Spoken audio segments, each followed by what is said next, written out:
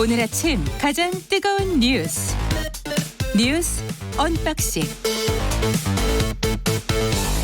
네, 택배 박스를 뜯는 두근두근한 마음으로 준비합니다. 뉴스 언박싱, 오늘도 두 분 나와 계십니다. 고발뉴스 민노기 기자, 안녕하세요. 안녕하십니까. 그리고 KBS 저널리즘 제2 김양손 기자 나와 있습니다. 안녕하세요. 네, 안녕하세요. 그 계약 소식부터 좀 정리해보죠. 민노기 기자가 먼저 지금 사실관계부터 좀 정리해보죠. 그 전국 유치원하고 초중고등학교가 오는 13일부터 4단계에 걸쳐서 이제 문을 열거든요. 네. 고3부터 13일에 우선 등교를 하고요. 나머지 학년은 20일부터 다음 달 1일까지 순차적으로 등교를 시작을 합니다. 13일이면 다음 주 수요일이네요. 그렇습니다. 그러니까 중고등학교 같은 경우에는 고학년부터 학교를 가게 되고 네. 초등학교 이하는 저학년부터 이제 학교를 가게 됩니다. 아무래도 이제 저학년 같은 경우에는 이 돌봄 공백 이런 게 좀 학부모들이 부담이 이제 거의 한계에 다다랐기 때문에 예. 그런 점을 좀 감안한 것으로 보입니다. 그리고 지금 학교를 가게 되더라도요. 학생하고 교직원은 마스크를 항상 착용을 해야 되고요. 발열 검사도 받아야 됩니다. 네. 학생 간 거리를 최대한 확보할 수 있도록 또 교실 내 책상도 배치를 해야 되는데요. 배식 시간도 뭐 이렇게 분산을 하거나 개인별 임시 칸막이를 사용하는 등의 예방 조처도 취해진다고 하는데 여러 가지로 현실적으로 불가피하다는 점은 인정을 하지만 오프닝에서도 말씀을 하셨지만 좀 우려되는 측면도 있습니다.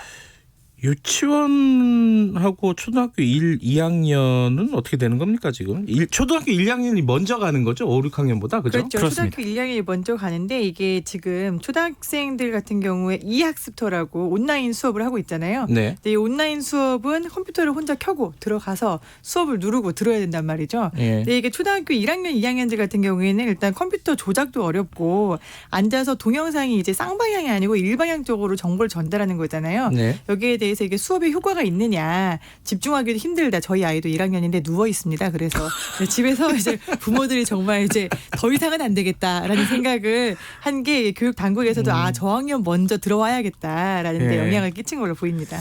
근데 저학년들은 이 마스크 착용이나 이런 것들을 제대로 할 수 있을지 하루 종일 차고 있어야 되는 거잖아요. 사실은 밥 네. 먹을 때 빼고는. 그렇죠. 이게 가능해요? 또 오히려 저학년이나 유치원 아이들은 선생님 말씀을 잘 들어요. 아, 오히려? 그래서 오히려. 그래서 마스크 끼고 있어라 그래요? 하면 잘 듣는데 네. 이제 고학년, 초등학교 고학년부터 중학교로 가면은 아이들이 답답해서 이걸 빼기 시작합니다. 그래서 지금 아이들이 가장 고민을 토로하는 게 첫 번째는 더운데 마스크를 어떻게 하고 다니냐. 아, 그렇죠. 어제부터 덥더라고요, 네. 진짜. 날씨가 너무 네. 더워서 너무 덥다. 그리고 두 번째는 학교 선생님들도 약간 패닉이 온 게 지금 이게 공기 순환 장치가 학교는 전부 연동이 되어 있는 모양이에요. 그러니까 날씨가 더우니까 에어컨을 돌려야 되는데 그러면 이게 실내에 공기 중에 비말이 있을 경우에 전교로 확산시키는 효과가 나지 않겠느냐라는 우려가 있어서 교육부에서 에어컨을 틀지 말아라라는 지침을 내렸다고 합니다. 그러다 보니까 이제 선생님들이 아니 지금 수업 시수가 모자라서 방학이 줄어들어서 예. 7월 내내 수업을 해야 되는데 에어컨을 틀지 말라고 하면은 이거는 어떻게 수업을 하라는 얘기냐. 창문만 열고 하는 것도 한계가 있다라고 해서 교육부에서 이 부분에 대해서도 각 학교별로 지금 여러 가지 문제점들이 노출될 거거든요. 네. 그거를 사건별로 빨리빨리 신속하게 해결을 해 나가야 될 것 같습니다.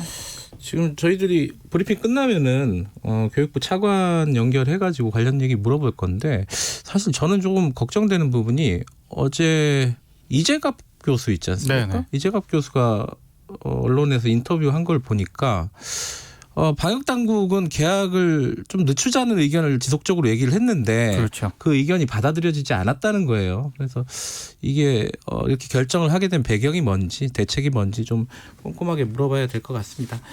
그 자세한 얘기는 조금 이따 교육부 차관과 얘기를 하도록 하고요. 다음 얘기를 해보죠. 그 태영호, 지성호 당선인 이분들이 사실상 그 김정은 위원장의 건강 이상설에 대한 섣부른 예측을 했다가 지금 결국 사과는 했죠. 공식 사과는 했죠. 네, 공식 기자가 사과를 했습니다. 네, 저희끼리 얘기하기로는 김정은 위원장이 건강한 모습으로 나온 거는 제일 막판에 이제 지성호 당선인이 99% 사망을 확신한다라고 하니까 너무 어이가 없어서 나온 거 아닌가라는 얘기까지 나왔을 정도인데. 지성호 네. 당선인 때문에 마치 태영호 당선인이 제가 당선돼서 김정은 위원장이 아픈 것 같습니다라고 했던 발언과 괴를 맞다. 같이 하는 그 얘기도 있었죠. 그런 이야기도 예. 있었습니다.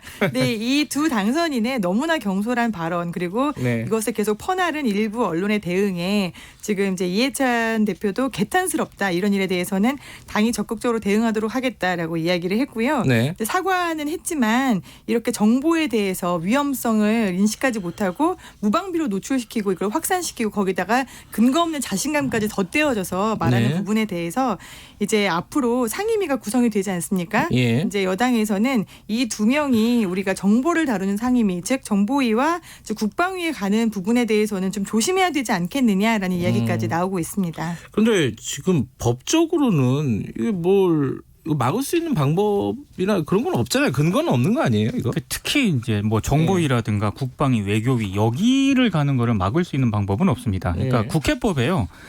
특정 의원이 이제 특정 상임위에 들어갈 때 공정성을 해칠 우려가 있을 때 이때 원내대표가 이걸 좀 막을 수 있도록 되어 있거든요. 네. 근데 이런 경우는 대부분 경제적인 이해관계가 걸려 있거나 네. 아니면 수사 등의 이제 문제가 엮여 있을 때 아, 예. 예. 이럴 때는 원내대표가 좀 적절하게 제어를 할 수 있는데 네. 지금 이 두 당선자 같은 경우에는 약간 이 국회법을 적용하기가 애매한 측면이 있거든요. 네. 그리고 지금 일각에서는 탈북자 출신이더라도 네. 이 두 당선자를 북한 관련 상임위에서 배제하는 것 자체가 조금 또 다른 논란으로 이어질 수 있다 이런 점을 좀 지적을 하기도 합니다. 그래서 아마 이 문제는 앞으로도 계속 쟁점이 될 것으로 보입니다. 그러니까 두 분이 그 당선자 두 분이 탈북자 출신이기 때문에 정보위나 국방위에 들어가면 안 된다 이런 식으로 이제 프레임이 짜지면은 그거는 누구도 받아들일 수 없는 부분일 것 같고. 미래통합당과 미래한국당은 네. 그렇게 주장을 하고 있는 거죠. 근데 이번 상처럼 이제 정보를 섣부르게 이렇게 뭐 발설을 하거나 이럴 위험이 그렇죠. 있다라고 이제 지금 여당 쪽에서는 얘기를 하고 있는데 그렇게 앞으로 계속 그렇게 될 거라고 또 생각할 수도 없고 이게 참 어려운 얘기입니다 이거. 국회가 개원하기 전에 이런 네. 일이 벌어져서 저는 좀 다행이다라는 생각이 좀 들어요. 오히려? 네, 네. 이 두 분이 국회 개원하고 나서 이런 일이 벌어졌을 때 정말 보고받은 어떤 사안을 누설을 하고 다녔다거나 네. 여기에 뭐 덧대어서 이야기를 했다면은 정말 국가적인 화를 부르거나 안보상 심각한 위해를 미칠 수도 있었는데 이게 미리 터졌기 때문에 사과도 하셨고 앞으로는 이제 공인의 발언에 무게를 싣겠다라고 네. 직접 얘기를 했으니까 약속을 지킬 거라고 일단은 보고요. 예. 김부겸 의원이 이런 얘기를 했어요. 이게 지금 국가에서 국회의원이 선서를 할 때는 선서문에 조국의 평화적 통일을 해치지 않고 국가 이익을 우선으로 한다라는 네. 내용이 선서문에 있는데 이걸 기억해 주길 바란다고 했고 그 두 분이 이 국회의원 선서문을 기억을 좀 한다면은 네. 뭐 벌써부터 상임위를 배제한다거나 제척한다거나 네. 이런 논의 전에 알아서 잘 해주시기를 바랍니다. 두 분이 아직 그 본인이 당선인 그러니까 공인으로서 어떻게 행동해야 되고 말을 해야 되는지 정이 안 됐던 것 같아요 제 생각에는. 네. 평소에 이제 그 뭐 사회 운동가 뭐 이런 형태로 발언을 했던 거를 그대로 하지 않았나. 네.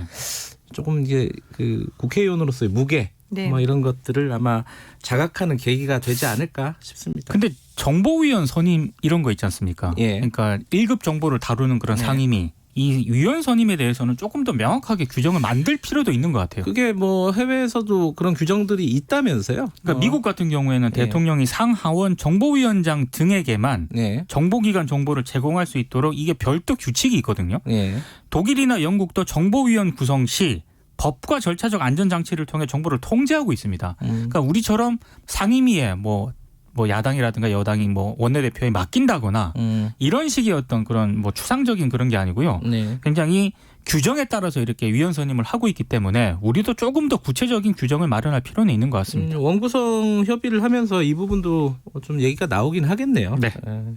다음 소식 알아보죠. 그 어제였나요? 쌍용차 마지막 복직자들 출근이 어제 맞죠? 네, 어제 월요일 맞습니다. 사이? 네, 어제 쌍용자동차 이제 경기도 평택에 마지막 복직자 35명이 이제 공장에 작업복을 입고 출근했고요. 네. 원래 47명이 출근하기로 돼 있었지만 12명은 개인적 사정으로 휴직을 연말까지 연장을 했습니다. 이제 네. 마지막 복직자라고 볼 수 있습니다. 그 이제 지금 회사가 좀 어려운 상황이에요. 쌍용차가 마인드라 쪽에서 이제 또 추가적인 투자를 안 한다고 지금 얘기를 하고 있기 때문에 더군다나 완성차 사업체들이 다 어렵잖아요. 지금. 그렇죠. 전 지구적으로 어렵습니다. 이게 뭐 코로나 때문에 더 겹쳐가지고 네. 또. 근데 그 상황들에 대한 얘기는 많이 있었는데 이 복직자들과 관련된 보도를 하면서 좀 이상한 기사들이 좀 눈에 띄더라고. 이걸 좀 저기 김양순 기자가 좀 설명을 해주세요. 전공 분야잖아요, 이거. 네, 저희가 저널리즘 토크쇼 제2에서 이제 장명을 좀 많이 하거든요. 네. 이걸 점성술사 저널리즘이다라고 좀 얘기를 하고 싶어요. 왜냐하면은 왜요? 일어나지 네. 않은 일에 대해서 미래를 잘 예측합니다. 이 예, 조선일보가 뭐냐면 여기서 한상균 전 민주노총 위원장이 복직자 중에 한 명이에요. 네. 근데 뭐라고 했냐면 회사에 복귀하면은 비정규직들의 처우 문제에 대해서 침묵하지 않고 연대하겠다라고 이야기를 했습니다. 굉장히 상식적인 당연한 말이잖아요. 거잖아요. 굉장히 상식적인 굉장히 얘기입니다. 상식적인 네. 얘기인데 여기에 대해서 이렇게 점성술을 펼칩니다. 이는 한상균 위원장이 노동운동의 가능성을 펼친 것이다. 만약에 하나 들어가고요. 쌍용차에 대해서 민주노총 노조 설립을 추진할 경우에 또 들어갑니다. 이제 만약에가 두 번이 겹치면은 이게 민주노총을 탈퇴한 현 노조와 노노 갈등을 빚을 것이다라고. 네, 일단 한상균 위원장은 이제 겨우 복직해서 오늘 1일입니다. 1일이고요. 여기에 대해서 노조 설립을 추진한다는 얘기는 꺼내지도 않았고요. 이미 아직도 노조는 없는데 노노 갈등을 예측을 하고 있는 이런 점성술사 저널리즘을 선보이고 있고요. 두 번째로는 이게 조선일보가 마인드라의 투자가 이제 무산돼서 어렵습니다. 네. 쌍용차. 예. 근데 여기에서 회사가 무너진다면 지금의 복직이 무슨 소용이 있겠냐. 경영 정상화까지 갈 길이 먼 쌍용차 입장에서는 부담이 적지 않은 상황이다라고 쿼테이션을 달아서 예. 인터뷰를 내보냈는데 이게 쌍용차의 인터뷰가 아닙니다. 그래요? 누구 인터뷰예요? 업계 관계자입니다. 아. 이 업계 관계자는 완성차 아니면은 뭐 금속노조 누굴지 몰라요. 뭐 굉장히 경총일 많은 수도 있고 전경련일 수도 있고 뭐 그렇습니다. 어딘지 모르죠. 그러니까 누군지 모르는 노동 경제 관련 기사에서 업계 관계자는 이 대북 관련해서 대북 소식통하고 거의 똑같습니다. 예, 아마 대부분 뭐 경총 홍보 상무를 많이 업계 관계자로 쓰는데 이게 그러니까 이 복직을 하니까 걱정되는 부분들을 만약에를 두 번 붙여가지고 우려가 많이 된다. 그러니까 걱정되는 부분이 아니고요. 저도 이제 기사를 보니까 네. 굳이 그렇게까지 걱정을 하지 않아도 되는데 걱정을 만들어내서 불안을 좀 가중시키는 보도를 하고 있는 것 같아요. 예. 이렇게 많이 하죠. 이제 세상에 대한 걱정이 많은 신문이라서. 그 한국경제는 근데 더 이상한 기사를 썼더라고요. 근데 한국경제는 이제 복직이 예상되고 있는 시점에 한 달 전에 3월 17일에 이런 기사를 썼습니다. 실적 악화가 뻔한데 다시 노노 갈등이다라고 해서 금속노조 당시에 2009년 당시에 쌍용차 지부가 옥새 파업을 할 때 장애인을 집단 폭행을 하고 네. 또 이제 순차적으로 복직했던 노조원들이 최근에 회사 비난 선전물을 배포했다라고 했는데 이 두 가지 다 허위입니다. 말도 안 돼. 아예 없는 사실이에요.